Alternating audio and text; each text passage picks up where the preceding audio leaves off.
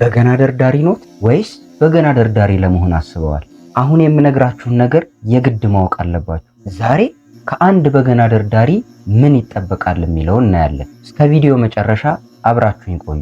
በመግቢያ ላይ እንደነገርኳችሁ ዛሬ አንድ በገና ደርዳሪ ምን መሆን አለበት፣ ምን መምሰል አለበት፣ ምን ይጠበቅበታል፣ እንዲሁም ደግሞ በገና ለመማር ያሰበ ሰው ደግሞ ምን አይነት ሰው መሆን እንደሚጠበቅበት እንግዲህ በደረጃ ለማየት እንሞክራለን። አንደኛ ላይ እንግዲህ የምናገኘው ጸሎተኛ መሆን አለበት። አንድ በገና ደርዳሪ ጸሎተኛ መሆን ይጠበቅበታል።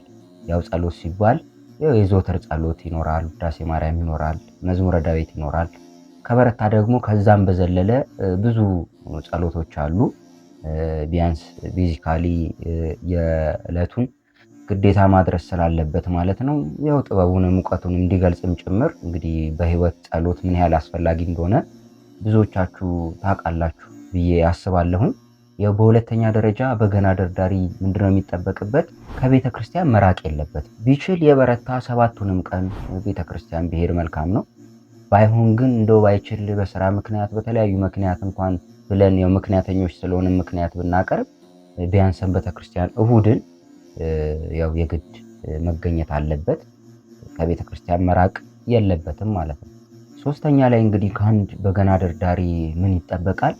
በሳምንት ውስጥ ቀናትን መርጦ የሚለማመድበት ጊዜ ሊኖረው ግዴታ ነው። ይህም ማለት እንግዲህ ከበገናው ጋር ሊያሳልፈው የሚገባ ጊዜ ግዴታ ያስፈልጓል፣ ሊኖረው ይገባል ማለት ነው። እንግዲህ የበረታ ሰባቱንም ቀን ከበገናው ጋር ቢያሳልፍ ይመከራል።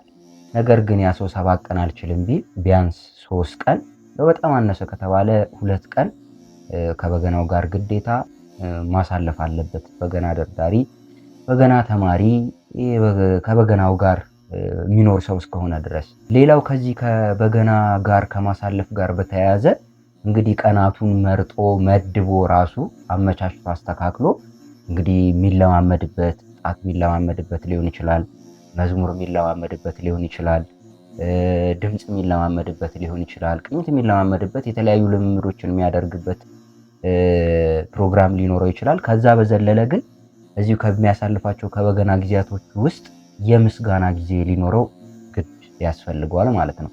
ያው የምስጋና ጊዜ ስንል መዝሙር መዘመሩ ምስጋና አይደለም ወይ ሊያስብል ይችላል። ነገር ግን ከፈጣሪው ጋር ብቻ የሚነጋገርበት ይሄ ልምምዱን መዝሙሩ ተውቦልኛል አልተዋበልኝም፣ አምሮልኛል አላማረልኝም፣ ግጥሙን በስነ ስርዓት ብያለሁ አላልኩም፣ ስደረድር ቁጥሩን በስነ ስርዓት የደረደርኩት ወይስ አይደለም፣ ስዘምረው ድምፄ አምሮልኛል አላማረልኝም ከሚለው ከነዚህ ነገሮች ሁላ ወጥቶ ወይም ከፐርፎርማንስ ወይም ከመዘመር ወጥቶ ቀጥታ ከፈጣሪው ጋር የሚገናኝበት ጊዜ ሊኖረው ግዴታ ያስፈልጓል። ይህም ማለት ከምስጋና ጋር በተያያዘ ምንድን ነው? ለምሳሌ ስለ ሕማሙ ስለ ስቅለቱ ቢሆን ለምሳሌ የሚዘምረው የብጀስ ቀራኒውን እያሰበ ሕማሙን እያሰበ ኮምፕሊትሊ እረስቶት ማለት ነው ቀጥታ ከፈጣሪ ጋር ተገናኝቶ የሚያመሰግንበት ያው እዚህ ጋር ስለሚደረድረው ተጨንቆ ቆይ ከዚህ ቀጥሎ ይልበል እያለ ሳይሆን ግጥሙን ቆይ ይሄ አሁን ነው ቀጣይ ይሄ ሳይል በቃ ቀጥታ ከፈጣሪው ጋር የሚያመሰግንበት የምስጋና ጊዜ ሊኖረው ይገባል። እንግዲህ ይሄም ያው ብዙ ጊዜ ረጅም ጊዜ ማሳለፍ ያስፈልጋል። ከዝማሬዎቹ ጋር ከዜማዎቹ ጋር መዋሃድ ያስፈልጋል። ልክ ከነዚህ ሌቭል በደንብ እየታለፈ ሲመጣ ነው ምስጋና ወደሚባለው ሙሉ ለሙሉ ሐሳብን ሰጥቶ ቀጥታ ሁናቴውን እያሰቡ የማመስገን የማገልገል ወይም ደግሞ ከፈጣሪ ጋር የመነጋገር ነገሩ የሚመጣው ልምምድ ይፈልጋል። ምክንያቱም በደንብ እጅ ሳይፈታ ድምፅ ላይ ጆሮ በደንብ ሳይገራ ጣት ላይ በደንብ ሳይገራ አቴንሽን ይሰርቃል። ራሱን ችሎ ስንሳሳት አቴንሽን ይሰርቃል። ግጥም ሲሳሳትብን አቴንሽን ይሰርቃል። ዜማ ሲበላሽብን አቴንሽን ይሰርቃል። ስለዚህ እንደዛ ስለሆነ እነዚህ ነገሮች ላይ ጥሩ መሆን ያስፈልጋል። ግን በዛም አለ በዚህ በገና በዋናነት የምንማረውም የምንዘምረውም የምናውቀው የሚሆን ከፈጣሪ ጋር ለመነጋገር ጸሎት ለማቅረብ የውስጥን ስሜት ለመግለጽ ስለሆነ ወደዛ ለማሳደግ ደግሞ አሁን ቀን ከተከፋፈሉት ውስጥ የልምምድ ቀን ይኖራል። ከዛ በዘለለ ደግሞ እንደዚሁ የምስጋና ቀን የፈጣሪን ጋር ቀጥታ ዳይሬክት ከነዚህ ከልምምድ ወጥቶ ማለት ነው። ልምምድ ጥናትና ምስጋና ላይ ልዩነት በደንብ ስላለ ማለት ነው። ሌላው በአራተኛ ደረጃ ላይ የምናገኘው ደግሞ ከአንድ በገነኛ ወይም በገና ደርዳሪ ምን ይጠበቃል የሚለውን ስናይ ቅዳሴ ማስቀደስ አለበት። እንዲሁም በንስሐ ሕይወት የተመላለሰ ስጋ ወደሙን የሚቀበል መሆን አለበት። ይህም ማለት እንግዲህ ዋናው ዓላማው ከፈጣሪ ጋር ለመገናኘት ነው አይደለ? የምንገለገልበት ነው። ጸሎት የምናቀርብበት የምናመሰግንበት ነው። ስለዚህ በዋናነት ዓላማው ስብከትም ይሁን ምንም ወደ ፈጣሪ እንድንቀርብ ስጋው እንድንበላ ደሙ እንድንጠጣ የሚያደርግ ነው። ስለዚህ እንግዲህ የበገና ዝማሬዎቻችንም ምስጋናዎቻችንም በደንብ ያነሳሉ ይሄንን። ስለዚህ ስጋውን እንብላ ደሙን እንጠጣ እያልን እየዘመርን እያገለገልን እየሰበክን ያው ለራሳችን ካልሆነ ችግር ስለሆነ፣ ምክንያቱም ሰው ዓለምን ቢያድን እንግዲህ ለራሱ ካልሆነ ምን ይረባዋል ነው። ስለዚህ መጀመሪያ ራሳችንን ማዳን አለብን። ዋናው ዓላማችንም ይሄ ነው። መማራችንም ማገልገላችንም ሁሉ ነገራችን ማሰሪያው አንድ ስለሆነ ያው እንግዲህ ንስሐ እየገባ ስጋው ደሙን የሚቀበል መሆን አለበት። ቅዳሴም የሚገባ መሆን አለበት። ከቤተ ክርስቲያናችን የጸሎት ስርዓቶች ዋናው የክርስቶስ ስጋና ደም እንግዲህ የሚገኝበት ዋናው ጸሎት ስለሆነ ቅዳሴ መሳተፍ ይኖርበታል ማለት ነው። አምስተኛ ላይ የምናገኘው ደግሞ ከአንድ በገና ደርዳሪ ወይም ከአንድ በገነኛ መሟላት ያለበት ወይም ማድረግ ያለበት የምናነሳው ምንድነው? የጥንት አባቶቻችን የበገና ዝማሬ ማዳመጥ መቻል አለበት። የጥንት አባቶቻችን የበገና ዝማሬ ባይሆን በቃ አጠቃላይ የበገና ዝማሬ የሚባሉ ዝማሬዎችን በደንብ አድርጎ ማዳመጥ መቻል አለበት። አሁን ድረስ ያሉትን ከጥንት ጀምሮ ማለት ነው። ምክንያቱም የኋላው ከሌለ የለም የፊቱም ይባላልና በደንብ ዜማ ለማወቅ ለመረዳት፣ ለመሞከር፣ ለማሳደግ ከፍ አድርጎ ግዴታ የጥንቶቹን አባቶቻችንን ዝማሬዎች ማዳመጥ የአሁኖቹንም ማዳመጥ ምን ብናደርግ ጥሩ ነው፣ እንዴት ልናሻሽለው ልናሳድግ እንችላለን የሚለውንም ለማሰብ ስለሚረዳ በተቻለ መጠን የጥንት አባቶቻችንን በገና ማዳመጥ መቻል አለብን። እዚህ ላይ በጣም ብዙ ጊዜ ክፍተቶች ይስተዋላሉ። ምክንያቱም በገነኛ ሆኖ 5 ዓመት 6 ዓመት በላይ የቆየ በገና ደርዳሪ ሆኖ እነ አለቃ ተሰማን የማያቅ ይኖራል፣ እነ ደምሴ ደስታን የጥንት አባቶቻችንን የማያቅ በገና ደርዳሪ አለ። ምክንያቱም ከሆኑ ጊዜያቶች በኋላ ምናልባት በዚህ ዙሪያ ቪዲዮ አዘጋጅቻለሁ፣ ሊንኩን ዲስክሪፕሽን ላይ አስቀምጣለሁ። ከዚህ ከበገና ዝማሬዎች ጋር በተያያዘ ከሆኑ ትውልድ በኋላ ያሉትን ብቻ የማዳመጥ እንጂ ወደ ጥንቶቹ የመመለስ ነገር ብዙም አይስተዋልም እና አንዳንዶቹን ዝማሬዎች ያለማዳመጥ ጭራሽ አለ።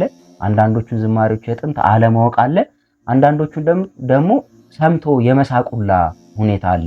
ምናልባት ያስቀመጥኩት የሰራሁት ቪዲዮ ሊንክ ስለማስቀምጥ እዛ ላይ ገብታችሁ በደንብ እዛ ላይ የተብራራ ሐሳብ ስላለ እዛ ላይ ማግኘት ማየት ትችላላችሁ ማለት ነው። ስለዚህ በጣም ነው የሚጠቅመው፣ ከሚባለው በላይ በጣም ይጠቅማል። በገነኛ ሆነን ደግሞ እንግዲህ ጥንት አባቶቻችንን ዝማሬ ካልሰማን እኛ ያልሰማነው እንግዲህ በገና ደርዳሪ ያልሆነው ካልሰማ ብሎ ማስቸገሩ ከባድ ነው የሚሆነው። መጀመሪያ የኛን ኃላፊነት መወጣት ስላለብን ስለዚህ የጥንት አባቶቻችንን የበገና ዝማሬዎች አሁንም ያሉትን በአጠቃላይ የበገና ዝማሬዎች ማዳመጥ አለበት ማለት ነው። 6ኛ ላይ የምናገኘው ደግሞ አንድ በገነኛ ወይም አንድ በገና ደርዳሪ ምን ይጠበቅበታል ወይም ምን ማድረግ አለበት? ሁልጊዜ ለመማር ዝግጁ መሆን አለበት። ሁልጊዜ ለመማር ዝግጁ መሆን አለበት። ልክ እንደ ጎደለ ብርጭቆ ነው መሆን ያለበት። አሁን የጎደለ ብርጭቆ ምን ጊዜ ውሃ ባደረግንበት ቁጥር እየሞላ ነው የሚመጣው አይደለ? ከዛ ሲሞላ ይቆማል። ስንጠጣው ሊሆን ይችላል ይጎላል፣ በሆነ አጋጣሚ ይጎላል። በጎደለ ቁጥር ነው የሚሞላው እንጂ የሞላ ብርጭቆ ላይ ውሃ እናድርግበት ቢል ምንድነው የሚሆነው? ይፈሳል። ምክንያቱም የሚጨመርበትን ውሃ የመያዝ አቅም ስለሌለው ማለት ነው። ልክ በእውቀት ደረጃ እኛ ሁል ጊዜ ጎድለን ነው መገኘት ያለብን። ጎድለን ሲባል ይሄ በስህተት ምናምን አይነት ኮንሰፕት መረዳት ሳይሆን በቃ ሁል ጊዜ ለመማር ክፍት ነው መሆን ያለብን። ሞልተናል፣ አውቀናል፣ ጨርሰናል ብለን የምናስብ ከሆነ ምንጊዜም የትኛውም ትምህርት የትኛውም ነገር ቢመጣ ወደ ውስጣችን አይገባም፣ አይሰርጽም። ምክንያቱም በቃ ሞልተናል ብለን ነው የምናስበው። ስለዚህ ተማሪዎችን ብንሆን መምህራንን ብንሆን ረጅም ዓመት ኤክስፒሪየንስ ያለንን ብንሆን ሁልጊዜ ለመማር ዝግጁ መሆን አለብን። ምክንያቱም ከዚህ ጋር በተያያዘ የተለያዩ የ3 ወርም የ6 ወርም የ9 ወርም ኮርስ ተምሮ ከጨረሱ በኋላ ልክ ሰርተፍኬት ሲያገኙ ያ የሰርተፍኬት እውቅና አይነት ነገር ስለሆነ የሚሰጥበት ያ ሰርተፍኬት ስላገኘ ያ ሰው ምን ብሎ ያስባል? ተመርቄያለሁ፣ ጨርሻለሁ፣ አውቄያለሁ በሚል እሳቤ በጣም ብዙ ክፍተቶች ሲስተዋሉ ይታያል። ስለዚህ ምንጊዜም አያልቅም። እንግዲህ በገነኛ የሆነ ይረዳዋል። በገናው እድሜ ልክ እንግዲህ ጥንት አባቶቻችን ህይወት ዘመናቸውን ሙሉ ይዘውት ከዛም አልፎ ለልጅ ልጆቻቸው አውርሰውት ይህንን ትልቅ ጥበብና ሙያ የሚሄዱበት ሁኔታ ነው። ስለዚህ እንግዲህ አብሮ የሚቆይ ነው ማለት ነው በገናው። ስለዚህ በህይወት እየተማርንበት የምንጓዘው ነው። ስለዚህ ሁልጊዜ ምን መሆን አለብን? በቃ ለመማር ዝግጁ የሆንን የምንመረምር ጠያቂ የሆንን መሆን አለብን። በዛ ልክ የምንሆን ከሆነ በጣም ያለን እውቀት እየጨመረ ይመጣል፣ ጸጋውም እያደረ ይመጣል። ምክንያቱም እናቃለን ስለማንል የሆኑ ጥያቄዎች ሲነሱ ኦር የሆነ አለመግባባት ሲመጣ ምን እየሆነ ይመጣል? በደንብ እያግባባ ይመጣል ማለት ነው። እየተማማርንበት ይመጣል። የኔ ብቻ ካልተደመጠ የኔ ብቻ ነው ልክ የሚል እሳቤዎች ምን አይሆኑም ማለት ነው፣ አይኖሩም ማለት ነው። ለመማር ዝግጁ የሆነ ሰው ምንጊዜም ተጠቃሚ ስለሚሆን ማለት ነው። ስለዚህ ምንጊዜም ለመማር ዝግጁ የሆነ መሆን አለበት ማለት ነው አንድ በገነኛ። ሰባተኛ ላይ እና መጨረሻ ላይ የምናገኘው ደግሞ አንድ በገና ደርዳሪ ወይም አንድ በገነኛ ማሟላት ወይም ማድረግ ካለበት ነገሮች ውስጥ አንዱ ምንድነው? በክርክር የሚያምን ሳይሆን በውይይት በእልህ ሳይሆን ደግሞ በምክንያታዊነት የሚያምን መሆን አለበት። ከዚህ ጋር ተያይዞ በጣም ብዙ ጥያቄዎች ይነሳሉ። ብዙ በበገና ዙሪያ ብዙ ውይይቶች ይደረጋሉ። ነገር ግን ብዙ ጊዜ ክርክር የመፍጠር ነገር፣ በጣም ብዙ የሚያከራክሩ ሐሳቦችን ጥያቄዎችን የማንሳት ነገር፣ አንዳንዴ ደግሞ በነገሮች በእልህ በጉልበት እንጂ አመክንዮ በሚባለው ወይም ደግሞ ምክንያታዊነት በሚለው ነገር የመተማመን ነገር አይኖርም። ስለዚህ ምን ጊዜም አንድ በገነኛ የተለያየ ጥያቄ ሊነሳ ይችላል፣ የተለያየ ሐሳብ ሊነሳ ይችላል። በክርክር ተከራክሬ ያሸንፋለሁ በሚል እሳቤ ወይም እልህ በተሞላበት በእልህ በጉልበት አይነት ነገር ሳይሆን አመክንዮ ወይም በምክንያታዊነት ነገሮች ላይ የሚያምን መሆን መቻል አለበት። በውይይት በመነጋገር የጠፋ ነገር እንኳን ቢኖር ጀስት በእልህ በመወቃቀስ አይነት ነገር ሳይሆን በመመካከር እንዲህ ብናደርጋት እንዲህ ብትሆን ይሄን ለማድረግ እንዲህ ቢደረግ የሚል እሳቤ እንጂ ነገሮች ላይ ቀጥ ያለ ነገር ይዞ ክርክርና እልህ ውስጥ የሚገባ አይነት ነገር መሆን የለበትም። ቅድም እንዳነሳ ነው በስድስተኛ ላይ ለመማር ዝግጁ ከሆነ በውይይት በመነጋገር የሚያምን ከሆነ የሚጠይቅ የሚመረምር ከሆነ እነዚህ ችግሮች አይኖሩም። ያው ከዘመናችን ሁኔታ አንጻር ብዙ እንዲህ አይነት ነገሮች ስላሉ እንግዲህ በዚህ ወይ ብናደርግ በደንብ መቀረፍ ይችላል ብዬ አስባለሁ።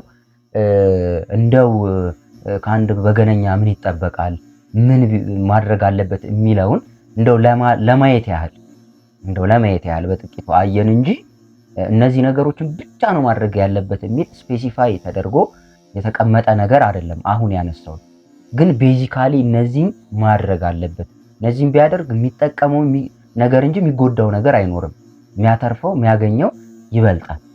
እንግዲህ ምናልባት ከነዚህ አሁን ካነሷቸው ሰባቱ ነገሮች ውጪ ከአንድ በገነኛ የሚጠበቁ ነገሮች ብላችሁ የምታስቧቸውን ነገር ኮመንት ላይ ብታስቀምጡልኝ ደስ ይለኛል። ኮመንት ላይ ብታስቀምጡ እዚህ ላይ ያልተነሱ ሐሳቦችን ደግሞ ኮመንት ላይ ሰውም እያነሳ ይማማርበታል፣ ይነጋገርበታል። ስለዚህ እንደዛ ብታደርጉ ብዬ ሐሳቤን እቋጫለሁ ወይም አጠቃልላለሁ። ለዛሬ ያዘጋጀውላችሁ ቪዲዮ ይህንን ይመስላል። ያላችሁን ማንኛውንም አስተያየትም ሆነ ሐሳብ ኮመንት ላይ መጻፍ ይቻላል።